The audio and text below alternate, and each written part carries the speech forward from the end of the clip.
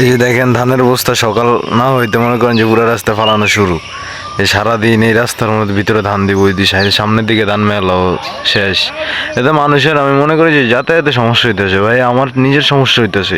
আপনারা টাকা ইনকাম করবেন ঠিক আছে বুঝছি, আপনারা ভালো একটা জায়গা নেন, ওই জায়গায় যে খালি জায়গা, খাল বিল কত কিছু আছে না, বিল আছে না, বিলে ভালো একটা জায়গা নেন, প্লেস নেন, কিছু টাকা খরচ করেন। কিন জন্য সরকারি জায়গা আপনারা এইসব করবেন? একটা দুর্ঘটনা ঘটে গেলে তখন কি দায়ী আপনারা দেবেন?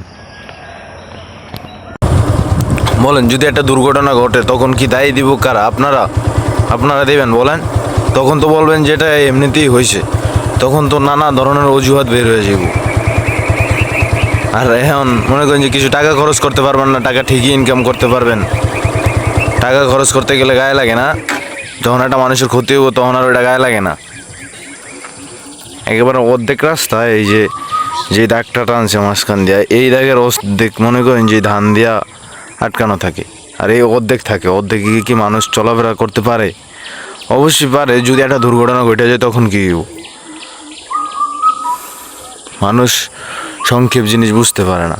এরা ব্যবসা করতেছে। তো আপনি এই যে খালি জায়গা থাকে, এই যে বিলে যে খালি জায়গা থাকে, আপনি যেই খালি জায়গা থাকে ওই জায়গায় আপনি পরিষ্কার করে নেন, খালি জায়গা পরিষ্কার করে মাঠ বানায় নেন, তারপরে আপনি ওই জায়গায় রৌদ্র দেন।